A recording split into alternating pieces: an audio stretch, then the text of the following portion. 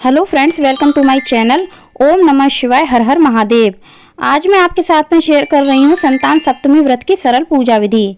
संतान सप्तमी का व्रत भाद्रपद माह की शुक्ल पक्ष की सप्तमी तिथि को किया जाता है। इसमें भगवान शिव की पूजा की जाती है। संतान सप्तमी का व्रत अपनी संतान की लंबी आयु की कामना के लिए और उनके अच्छे स्वास्थ्य और सुरक्षा के लिए किया जाता है। संतान सप्तमी की पूजा करने के लिए हमने चौकी लगा ली है। चौकी पर पीला कपड़ा बिछा लिया है। आप सफेद कपड़ा भी बिछा सकते हैं। इसके बाद हम अपनी चौकी पर शिव परिवार की फोटो या फिर मूर्ति विराजित करेंगे। हमने यहाँ पर चौकी पर शिव परिवार की मूर्ति को विराजित किया है। फ्रेंड, संतान सप्तमी की पूजा में मिट्टी का शिव परिवार बना करके पूजा की जाती है, तो आप हो सके तो मिट्टी का शिव परिवार जरूर बनाएं। मिट्टी का शिव परिवार कैसे बनाते हैं, इसके कई वीडियो मेरे चैनल पर पड़े हुए हैं। वीडियो के लिंक आपको डिस्क्रिप्शन बॉक्स में मिल जाएंगे। अब हमने यहाँ पर एक प्लेट ली है। प्लेट पर हमने चंदन से स्वास्तिक बनाया है। इस प्लेट में हमने जो शिव परिवार बनाया है उसको हम विराजित करेंगे। तो शिव परिवार को आसन देने के लिए हमने उनको बेलपत्र का आसन दिया है। अगर आपके पास किसी कारणवश बेलपत्र नहीं है तो आप फूलों का आसन भी दे सकते हैं। वैसे भगवान भोलेनाथ को बेलपत्र अति प्रिय हैं, तो हो सके तो आप बेलपत्र जरूर रखें इस पूजा के लिए।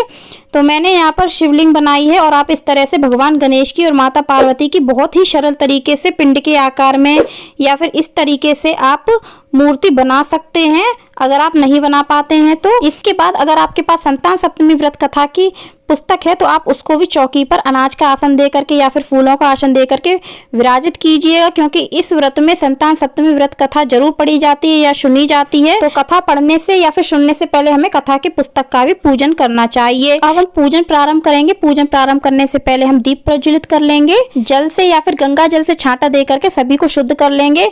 अब हम सबसे पहले भगवान गणेश और माता गौरी का रोली और अच्छे से पूजन करेंगे। फ्रेंड्स, भगवान भोलेनाथ का पूजन रोली से नहीं किया जाता है, उनका पूजन पीले चंदन से किया जाता है। इसीलिए हम सबसे पहले भगवान गणेश का पूजन करेंगे और माता पार्वती का पूजन करेंगे रोली अच्छे से।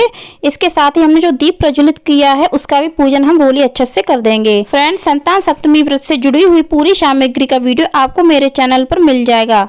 वीडियो का लिंक आपको मैं डिस्क्रिप्शन बॉक्स में दे दूंगी। तो इस प्रकार से हम पूजा करेंगे। उसके बाद हम भगवान भोलेनाथ की भी पीले चंदन और अच्छे से पूजा करेंगे। अब हमने जो शिवलिंग बनाया है, आज के दिन आप भगवान भोलेनाथ का अभिषेक जरूर करें।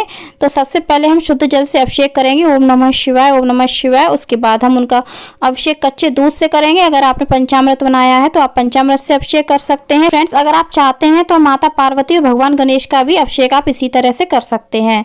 तो हमने यहाँ पर भगवान भोलेनाथ की पूजा पीले चंदन से की है, अक्षत अर्पित किए हैं। इसके बाद हम भगवान भोलेनाथ को बेलपत्र अवश्य अर्पित करेंगे। बेलपत्र के अलावा आप भगवान भोलेनाथ को धतूरा, भांग या फिर आप अकौआ के पत्ते, धतूरा के फूल, ये सब चीजें भी अर्पित कर सकते हैं। इसके बाद हम भगवान भोलेनाथ को पुष्प अर्पित करेंगे। भगवान भोलेनाथ को सफेद पुष्प अति प्रिय हैं, तो आप हो सके तो सफेद पुष्प जरूर अर्पित करें। माता पार्वती को हमने यहाँ पर लाल पुष्प गुलेड़ का अर्पित किया है। भगवान गणेश को भी हमने लाल पुष्प अर्पित किया है, क्योंकि भगवान गणेश को गुलेड़ का फूल अति प्रिय होता है।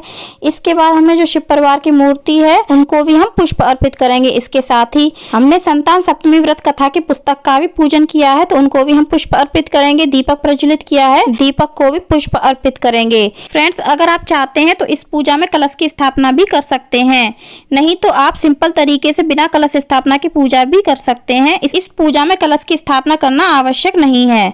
तो अब हमने यहाँ पर भगवान गणेश को हल्दी की गांठ, सुपारी अर्पित की है, जनेऊ अर्पित किया है। भगवान भोलेनाथ को भी हम जनेऊ अर्पित कर देंगे। इसके बाद में हम सभी भगवान को, जो भी हमने देवी देवता की पूजा की है, उनको हम वस्त्र के रूप में कलावा अर्पित करेंगे। तो हमने यहाँ पर भगवान गणेश, माता पार्वती और भगवान भोलेनाथ को वस्त्र के रूप में कलावा अर्पित किया है। इसके साथ ही हमने शिव परिवार की मूर्ति को भी वस्त्र के रूप में कलावा अर्पित किया है।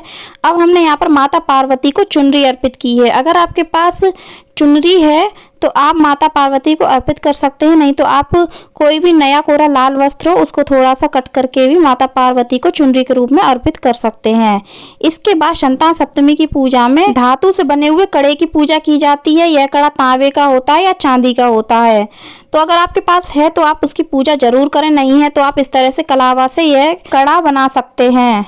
तो कड़ा बनाने के लिए आप इस तरह से कलावा ले लें बड़ा सा और उसको डबल कर लें, और डबल करने के बाद आप उसमें इस तरह से गांठ लगा लें जैसे कि मैं लगा रही हूँ। एक कंगन मैं पहले ही बना चुकी हूँ जिसकी मैं पूजा करूंगी। यह कंगन मैं आप लोगों को दिखाने के लिए बना रही हूँ। तो इस तरह से आप इस कंगन में 7 गांठें लगा लें। फ्रेंड्स, पूजा हो जाने के बाद यह कंगन या फिर जो कड़ा हम बना रहे हैं जिसकी हम पूजा करेंगे, आज पूरे दिन इसको कलाई में पहना जाएगा। इसका आप ध्यान रखें।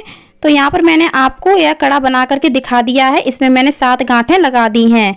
तो इस प्रकार से आप यह कड़ा बना सकते हैं। अब हम इस कंगन की भी पूजा करेंगे। कंगन की पूजा हम इसी तरह से रोली अक्षत से चंदन से कर देंगे, पुष्प अर्पित कर देंगे। जो भी पुष्प आपके पास हैं आप इस कंगन की भी पूजा उसी तरह से करेंगे जिस तरह से हमने बाकी सभी की है। इसके बाद हम भगवान को भोग लगाएंगे। तो आज के व्रत में मीठी पूड़ी का भोग लगाया जाता है। तो भोग लगाने के लिए मैंने यहाँ पर 7-7 पूड़ी के 2 जोड़े बनाए हैं। एक जोड़ा जो है पूजा हो जाने के बाद हम घर में सभी को प्रसाद के रूप में वितरित कर देंगे, और दूसरे जोड़े की जो पूड़ियां हैं 7 उनको वही स्त्री ग्रहण करती है जिसने आज के दिन संतान सप्तमी का व्रत किया है और यह भोग लगाया है। तो आप इसका ध्यान रखें। इसके बाद हमने मिठाई का भोग सभी भगवान को अर्पित किया है। फल अर्पित किए हैं, कोई भी मौसमी फल आप भगवान को अर्पित कर सकते हैं। इसके बाद हम अपनी सामर्थ्य के अनुसार माता पार्वती को श्रृंगार की सामग्री अर्पित करेंगे। आप 5 श्रृंगार का सामान, 7 श्रृंगार का सामान या फिर पूरे 16 श्रृंगार माता पार्वती को अर्पित कर सकते हैं। अब हमने यहाँ पर माता पार्वती को 5 बार सिंदूर दान किया है। आप यह सिंदूर दान 3 बार कर सकते हैं, 5 बार कर सकते हैं, 7 बार कर सकते हैं। और फिर हम सभी भगवान को दक्षिणा अर्पित कर देंगे। दक्षिणा हमारी पूजा में जो भी कमी रह जाती है उसकी पूर्ति करती है। तो आप अपनी सामर्थ्य के अनुसार सभी भगवान को दक्षिणा अर्पित करें। इसके बाद हम धूप दिखाएंगे और भगवान की आरती करेंगे। आप कपूर आरती कर सकते हैं या फिर सिंपल दीपक से आरती कर सकते हैं। तो मैंने यहाँ पर सभी भगवान की कपूर आरती की है। इसके बाद अगर आप चाहते हैं तो आज की पूजा में छोटा सा हवन भी कर सकते हैं। अब हम हाथ में थोड़े से अक्षत और पुष्प लेंगे। उसके बाद हम संतान सप्तमी व्रत की कथा पढ़ेंगे। संतान सप्तमी व्रत की कथा का वीडियो आपको मेरे चैनल पर मिल जाएगा जल्दी ही। उसका लिंक मैं आपको डिस्क्रिप्शन बॉक्स में दे दूंगी। कथा पूरी हो जाने के बाद हमारे हाथ में जो अक्षत और पुष्प हैं वो हम भगवान को अर्पित कर देंगे। अब हम सभी भगवान के चरण स्पर्श करेंगे और हाथ जोड़ करके अपनी संतान की लंबी आयु की कामना करेंगे, अच्छे स्वास्थ्य की कामना करेंगे और उसकी सुरक्षा की कामना करेंगे। इसके साथ ही अपने परिवार की सुख समृद्धि की कामना करेंगे। पूजा में हमसे जो भी भूल चूक हो गई हो उसके लिए हम माफी मांगेंगे। और हमने जो माता रानी को सिंदूर अर्पित किया था उसमें से थोड़ा सा सिंदूर लेकर के हम अपनी मांग में लगा लेंगे। तो इस तरह से हम माता से सुहाग ले लेंगे।